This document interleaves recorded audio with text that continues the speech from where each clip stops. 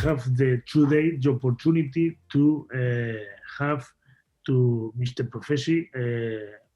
Joe Profaci is the executive director of the North American Olive Oil Association, and he is with us doing a very high effort because at the same time he was participating in another meeting, and then due that we want to thanks to Mr. Profaci to be here with us in this program of interviews of Expoliva. Thank you very much, and you are very, very, very welcome to this program of interviews, Mr. Profaci.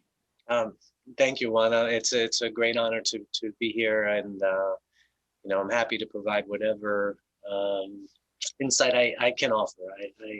I hope something can be useful for your audience. Thank you very much again.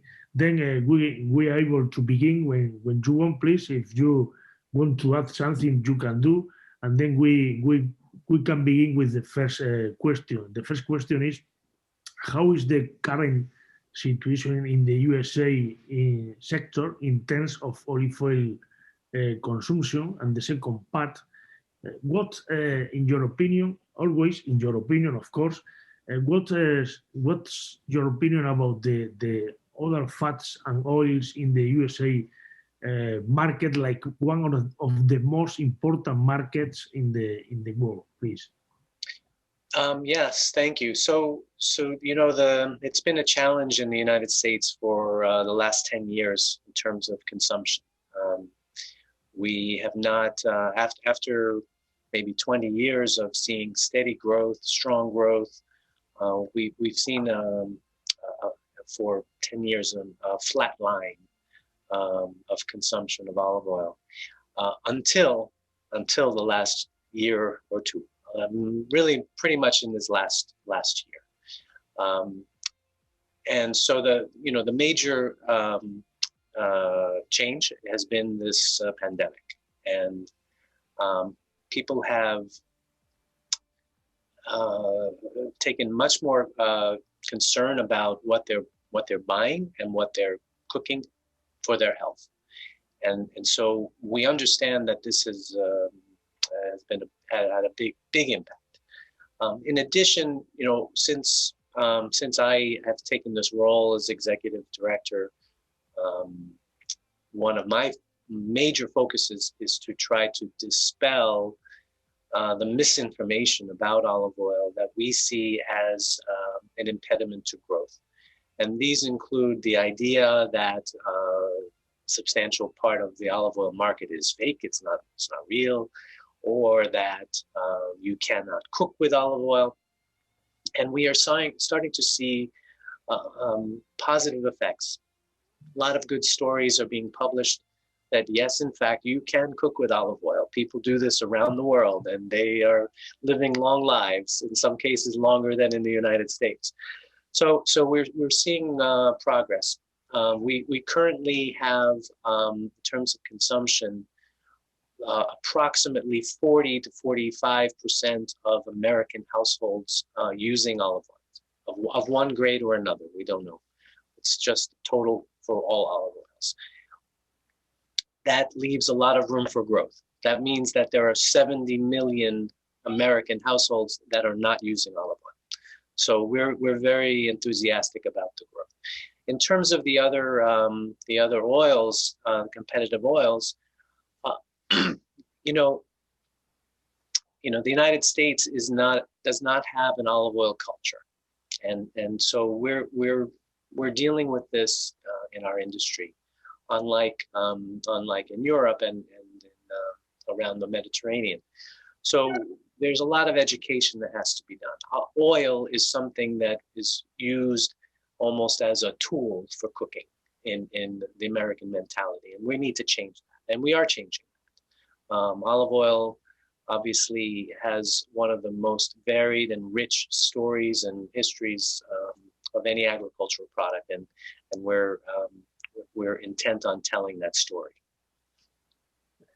Now is one of the most important markets in the world, because if you think about the up to now, there are consuming olive oil in 199 countries in total, and then USA is the most important country out of the Mediterranean area, and the third one in the world after countries like Italy and Spain. Then, in my opinion, and is in my opinion also the country which in terms of growing more will grow in the future, because they are living more people. What's your opinion in terms of consumption? Which one is the current situation? And then please speak us something about the demand of the olive oil and the tendency and the trends of these facts. Okay. Sure. One thing is clear in terms of telling the story and of olive oil, and which affects the demand. Americans, I've said before, a vast majority of Americans have never seen an olive tree, not even on television. And so, but what they do know, and the vast majority know, and they've heard this, that olive oil is healthy. And they may not understand why. They may not understand, what diseases are potentially affected by consuming olive oil, but they know it's healthy. And so that has affected demand, and I think that's why we've seen this strong growth during the pandemic. We've seen the consumption in sales growth in excess of 30% over the last year in olive oil in the United States. That consumption is coming in large part from the other seed oils. We often try to characterize the consumption of cooking oil as a zero-sum game. If you don't use one oil, you're going to use another one. It's not like you stop using oils. So we need to replace oils with other ones. And our goal is always to produce or to promote the use of olive oil in exchange for other oils that are potentially less healthy, less flavorful, and we're seeing that effect.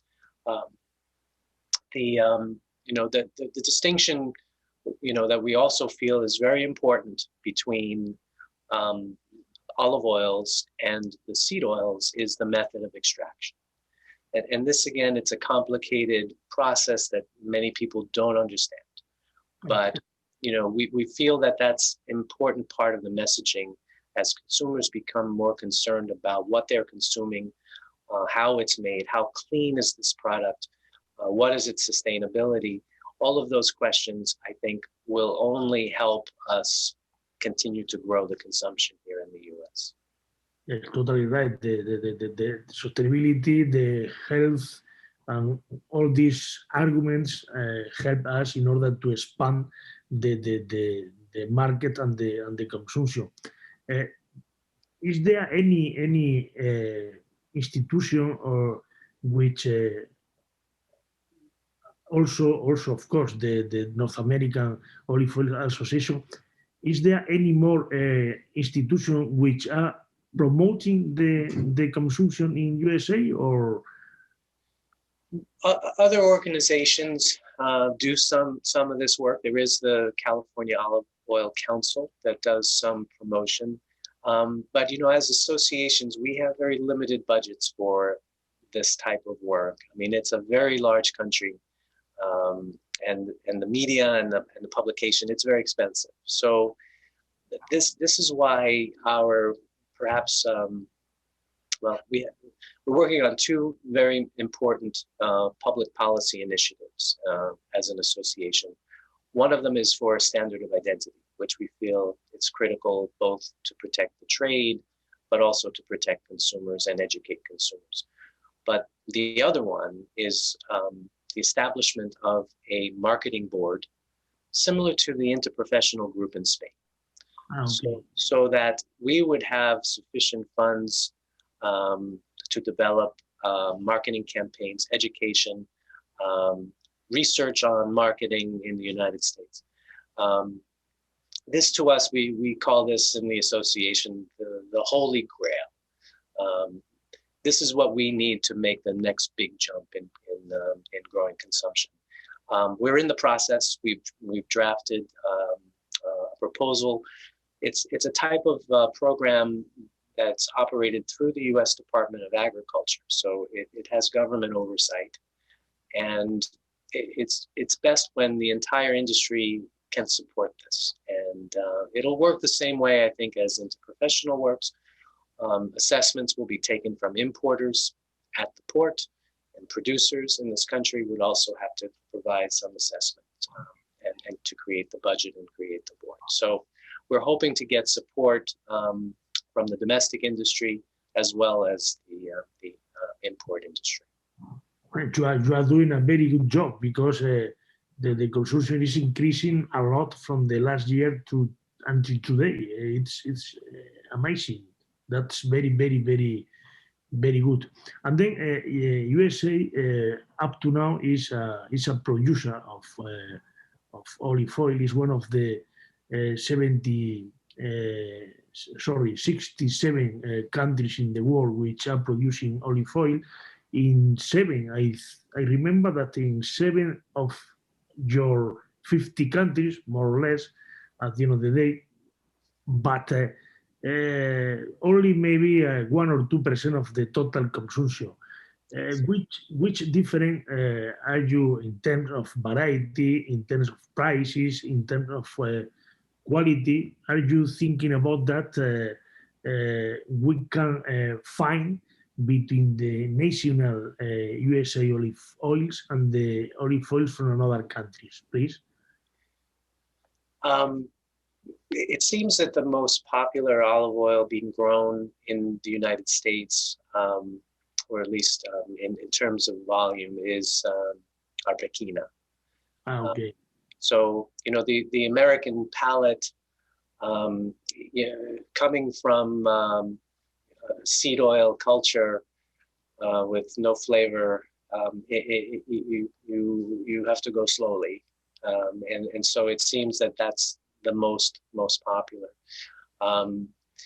But we're seeing also an interesting rise in what we call the specialty olive oils, oils that are particular, maybe early harvest, or they're produced in ways that give it special characters. We're seeing a large interest and growth in that. And, given the high costs of production and land and labor in the United States, most of the producers in the United States are focusing on very higher quality extra virgin olive oils. There is no refined olive oil produced in the United States at the moment. What they do with their lampante, I don't know, but in any event, that's the issue. So I think the market is big enough in the United States for a wide variety of types of oils, and we intend to promote all of them. I mean, from refined all the way to the most scarce and expensive oils available. Okay, yes. Of course, if you have not any lampante olive oil, you cannot refine olive oil. It's a very, very good trend in order to improve another categories and so on. But you are consuming some refined olive oil from other countries. Yes, in fact, in this recent growth of consumption, we've seen a large growth in refined. In particular, in the United States, we have two categories of the refined. So we have what we call olive oil, and then light tasting olive oil. Light tasting meaning it has less enrichment, and we're seeing a big growth, especially in that. And to me, that makes sense, because for the seed oil user who is accustomed to no flavor, no color, if you're going to switch to olive oil, this is a good way to start. It's the gateway, to the category. And I think that's a positive thing. And, as I said before, there is, we feel very strongly that the whole olive oil category needs to be promoted together. Even the refined, when we are looking to grow our industry, we have to keep in mind that we are offering people a product that's produced, without chemical solvent extraction, and that's a big difference. And it's something that they should know about and be aware of. And my feeling is, as you enter this category, become familiar with olive oil and learn about its history and culture. If you enter at light tasting, you are going to work your way up into extra virgin. And once you're in extra virgin, there's no going back. So, it's encouraging to see that. Okay, this season is in the worldwide point of view, is not the best season in terms of production, because you know that Italy, Greece, Tunisia, Portugal also, Spanish of course also, they have not the best production in terms of volume, okay? And then also up to now Spain are feeling free in order to export olive oil to USA due to the current repeal of the tariffs, only for up to now for 4 months, but the repeal. What's your opinion? How will change the current situation in terms of commercial, in the commercial point of view, please? In terms of the tariffs or in terms of the supply? Because last year. It's better supply. Yes, you're right. So last year, I was more concerned about too much supply, not enough demand. and now we see the demand is growing, and so the production this year won't be so great, but I have to believe with the investment around the world and in outside of Europe, in fact, that we're going to see production continue to rise in the long term. So I can't affect that. I'm hoping that everyone else who's concerned about production will take care of that problem. On the US side, in terms of the commercialization and the tariffs, for instance, I think I'd be surprised if they come back with the tariffs after 4 months. I think they can't, as a political matter, justify failure in this case. They need to make a negotiated settlement of the Airbus and the Boeing situation. If they cannot do it in 4 months, my personal feeling is that they will extend the 4 months until they make the decision. So, I know there's no guarantees, but that's, to me, I find it hard to see a scenario where the tariffs come back. Now, there is always there's another question of tariffs, of course, which is the digital services taxes. And those have not been fully decided how there will be a response by the US for those. But we will continue to work to fight any inclusion of olive oil in any retaliatory tariffs. So. Okay, thank you very much. The Spanish people will be happy in order to, especially the producer, according with your opinion. But yes, it's a target for our politician in order to negotiate the current situation to improve the relationship between USA and the European community. Yes, totally agree with you. Now, I explained before, Expoliva, in the last edition, arrived more than 60,000 people. 1,500 companies. These people arrive from more than 70 countries. It's an exhibition in order to try to expand the olive oil culture, the olive oil technology, the olive oil experience, the olive oil passion.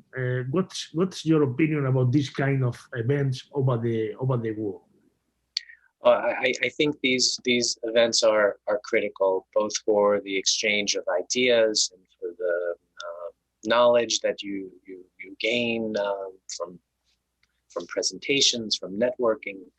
I think especially given the beautiful setting where Expoliva takes place, it's a fantastic event, and I look forward. As I mentioned to you, I've not had the pleasure of coming before, so I'm hoping that the next one, and hopefully can be this year. We hope everything goes well. I look forward to getting a chance to enjoy the fair. You are invited, you and the people which want to arrive here with you, and also, of course, thank you because you are supporting us, giving your point of view about the one of the most important countries in the world in terms of consumption of olive oil. And then thank you very much again. And then the last question, what's your opinion, your personal opinion about the evolution of the international sector from now on? Because you know that up to now we are producing olive oil in 67 countries, and we are consuming olive oil in 199 countries. What's your opinion about the future in the sector, please? I only see continued positive growth and expansion from my perspective. Again, coming from, my personal background is from the Mediterranean. My family origins in Italy, but I've grown up in the United States. My parents grown up in the United States, and we see how olive oil has taken root in a country where there was no olive oil culture. As we see this happening around the world, it will only grow and grow. And as long as the olive oil industry can continue to be profitable and continue to be careful with its production methodologies, that I only see this growing in other countries. We see countries like China, India becoming very interested in olive oil, and it will only grow. It will only grow from there. What will be interesting, of course, is the climate change and how that will impact the growing regions. None of us has a crystal ball to know for sure. I've thought about buying some land in Canada for an olive orchard. I'm joking, but one never knows, right? So but again, because of the story, because of the health associated with it, the sustainability, it seems to me there's only positive growth for olive. Yes, totally. Now the last 4 countries which you can find olive trees producing olive oil and producing olive fruit is Canada, UK, Germany, and which one is the other one? I cannot remember up to now. But these 3 countries were the last which produce olive oil. Sometimes due to the Italian people and the Spanish people, which are traveling there, and then after that they begin to cultivate the olive tree in this area. Is the culture. Okay, Joy, what's a very high pressure to be with you here in this interview. Thank you very much for giving us the opportunity to share your culture, your opinion, your point of view. And again, you are invited to be with us in the exhibition. If you need something from us, please ask for, because we are able to support you in all you need, please. And thanks again. It was a total pleasure to be with you. Thank you again, Juan. Again, it was my pleasure and my honor to be with you. I look forward to seeing you in person. I hope sometime soon. Of course, we will see each other. All the best, and thank you very much again. Okay. Bye bye. Bye bye.